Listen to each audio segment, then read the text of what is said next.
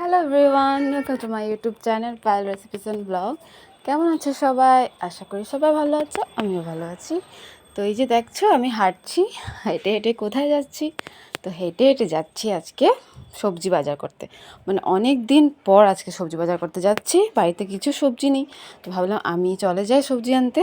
তো আজকে ভাবলাম বড় দোকান থেকে নিব না, সবসময় বড় দোকান থেকে নিই এটা ভেবে যে ভালো ভালো সবজি দিবে। কিন্তু আমি মানে যতদিন থেকে সবজি বাজার করছি ততক্ষণ থেকে বোঝা যাচ্ছে ওই বড় বড় দোকানগুলোতেই ঠগায় বেশি আর খারাপ জিনিস বেশি দেয়। তো ভাবলাম এই যে আন্টিগুলো রোদে এত কষ্ট করে বসে থাকে সবজি নিয়ে, আজকে কিন্তু এখান থেকে আন্টিদের থেকে বেশি সবজি নিব।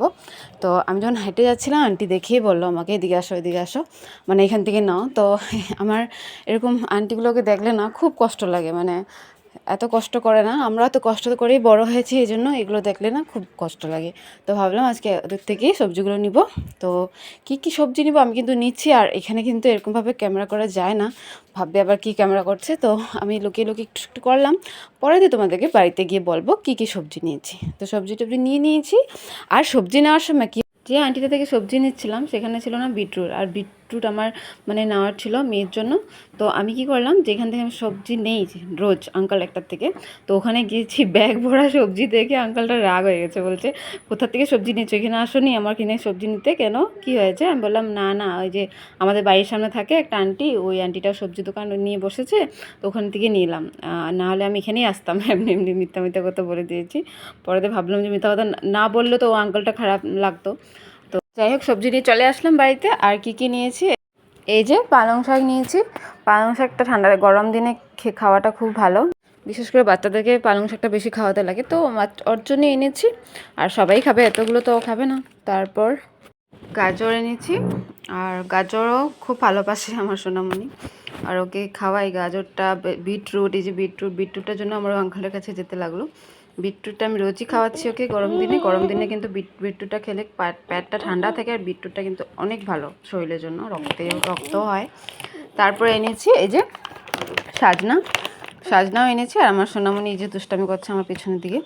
তারপরে এই যে গাওয়ার এনেছি, এটা কিন্তু এই মহারাষ্ট্রের একটা ভেজিটেবল, এখানে মুম্বাইতে পাওয়া যায় এই ভেজিটেবলটা, মানে মহারাষ্ট্রতে, মানে আসামিটা এই ভেজিটেবলটা পাবে না, আমি দেখিনি কোনোদিন। এটা কিন্তু তিতা করলার মতন তেতো টাইপের হয় এটা, এটা বানানো অন্যরকম, এটা যখন বানাবো তোমাদের সাথে শেয়ার করব। তারপর এনেছি এই যে কাঁচা আম দেখে মানে আমি আর লোভ সামলাতে পারিনি। কাঁচা আম, আমলা এগুলো দেখলে আমি লোভ সামলাতে পারি না। তো আন্টির কাছে কাঁচা আমটা ছিল, দেখেছি তো নিয়েছি, 5টা দিয়েছে আন্টি। তো আজ আমটা দিয়ে কী বানাবো এটাও তোমাদের সাথে শেয়ার করব। আজকে বানাবো কিনা জানি না, নাও আজকে বানাবো না, অলরেডি অনেক লেট হয়ে গেছে, রান্না কী করবো এটাই বুঝতে পারছি না, তাড়াতাড়ি রান্না করতে হবে। তারপরে যে কাঁচা লঙ্কা এনেছি, তারপরে ভেন্ডি, কাঁচা লঙ্কার ভেন্ডিটা একসাথে দিয়ে দিয়েছে। ভেন্ডি এনেছি, ভেন্ডিটা ভালোবাসি আমি খেতে, আর ভাজাও ওর পাপা ভালোবাসে। তো ভেন্ডি এনেছি, কাঁচা লঙ্কাগুলো বাড়িতে ছিল কিন্তু ঝাল ছিল না বলে আমি আরও ঝাল মরিচগুলো নিয়ে আসলাম, বাস। তারপরে এই যে লাউ এনেছি, লাউটা তো দেখেছো কীরকম বড় লাউ, এখানে কিন্তু এরকমই পাতলা পাতলা লাউ পাওয়া যায়। শশা এনেছি, লাউ এনেছি, এগুলো আর দেখানো হলো না, আমার সোনামণি অনেক দিকদারি দিচ্ছিলো, তো আমি টেস্টটা চেঞ্জ করলাম। বাপরে এত গরম, যাই এখন রান্নাঘরে। এই যে পালং শাকটা কেটে রেডি করে নিয়েছি, আজকে রান্না করব আলু দিয়ে পালং শাক, সবার জন্য রান্না করব। পালং শাকটা একবারই কেটে নিয়েছি, আবার এই শাকটা মানে ফ্রেশ রান্না করলেই ভালো লাগে, তারপরের দিন আবার কীরকম হয়ে যায়।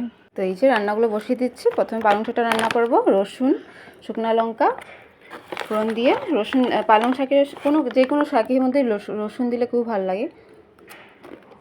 তারপরে আলুটা ভেজে শাকটা দিয়ে দিব, একদম শর্টকাট, হলুদ আর নুন দিয়ে শাকটা রান্না করব যেভাবে আমরা করি। কিন্তু এখানে মুম্বাই মানুষরা শাকের মধ্যে কিন্তু অনেক কিছু মশলা দেয়, জিরা গুঁড়া, ধনে গুঁড়া, জিরা গুঁড়া না দিলেও ধনে গুঁড়াটা তো দিবেই শাকের মধ্যে। এই যে টমেটো দিয়ে দিচ্ছি বড় বড় কেটে, বাস। আর কাঁচা লঙ্কা দুটো দিয়ে দিচ্ছি, একটু নেড়ে চড়ে এটাকে ঢেকে রাখবো, একটু দেরি মজে গেলে তারপর দিব হলুদ আর নুনটা দিব। তো এই যে ভালোভাবে মজে গেছে, কিন্তু পালং শাকটা কিন্তু একদমই টাইম লাগে না বানাতে। এখন দিয়ে দেবো একটু হলুদ আর একটু নুন, এই যে তারপর এখন হয়ে যাবে, একটু দেরি পরেই হয়ে যাবে, কিন্তু সব কিছু মিক্স দিয়ে দিয়েছি। এখন একটু ঢেকে রেখে দেবো, 5 মিনিটে হয়ে যাবে। আলুটার জন্য না হলে আরও জলদি হয়ে যেত। পালং শাক রান্না করতে কিন্তু একদম একটা সময় লাগে না, দেখো হয়ে গেছে একদম সুন্দর করে। তখন এটা নামিয়ে নেব, তারপর দিয়ে দিব এটার মধ্যে মানে এটার মধ্যে না, তার মধ্যে এই যে ডালটা ফোড়ন দিয়ে দিব। তো কারি পাতা দিয়ে দিয়েছি, একটু সরষে দিয়ে দিয়েছি, আর রসুন, পেঁয়াজ, টমেটো সব কিছু দিয়ে আজকে ডালটা রান্না করব। যারা আমার রেগুলার ভিডিও দেখে কিন্তু তারা কিন্তু জানবে আমি কিন্তু ডাল এভাবেই রান্না করি। কোনো সময় শুধু মানে শুধু যদি মুগ ডাল রান্না করি তাহলে শুধু কালো জিরা আর মানে শুকনো লঙ্কা দিয়ে ফোড়ন দিই। আর যদি মসুর ডাল আর মুগ ডাল মিক্স করে রান্না করি, এটা কিন্তু মসুর ডাল মুগ ডাল মিক্স করে রান্না করেছি, তবে বেশিরভাগ এরকম করে ফোড়ন দিতে হয়। কারণ তো তোমাদের দাদাভাই কিন্তু এই ডালটাই পছন্দ করে। যেদিন ও ডাল খায় না, মানে ডাল ওর দরকার নেই, ওই দিনই আমি সিম্পলভাবে ডালটা ফোড়ন দিই। তো রান্না টান্না শেষ করে আমি এই যে মানে দুধটা সকালে এসেছিলো, এখন জাল বসিয়েছিলাম, কিচেনেই ছিলাম, বাসন ধুচ্ছিলাম, তারপর কিন্তু একটু সময়ের জন্য 1 সেকেন্ডের জন্য বাইরে গেলাম। আর দেখো আমার কাণ্ড, আমার কিন্তু প্রায় হয় এটা আমার হতেই থাকে, মানে আমার সাথে এটা হয়ই হয়। এই দেখো পুরো দুধ পরে শেষ।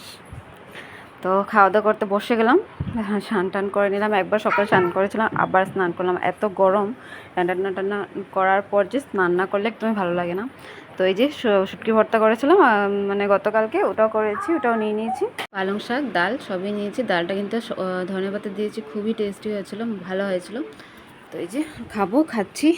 বাস আজকে ভিডিওটা এতটুকুই, এখানে শেষ করছি। আর ভিডিওটা যদি ভালো লেগে থাকে তাহলে কিন্তু লাইক কমেন্ট শেয়ার করে দেবেন, আর পেজটাকে ফলো করে দেবেন। যদি ফেসবুকে দেখছেন ফলো করে দেবেন, আর যদি ইউটিউবে দেখছেন তাহলে সাবস্ক্রাইব করে দেবেন। আবার দেখা হচ্ছে আরেকটা নতুন ব্লগে। আর তোমরা কোথা থেকে কমেন্ট করছো এটাও কিন্তু আমাকে জানাবে। তাহলে বাই বাই, আর ভালো থেকো, সুস্থ থেকো, আবার দেখা হচ্ছে আরেকটা নতুন ব্লগে।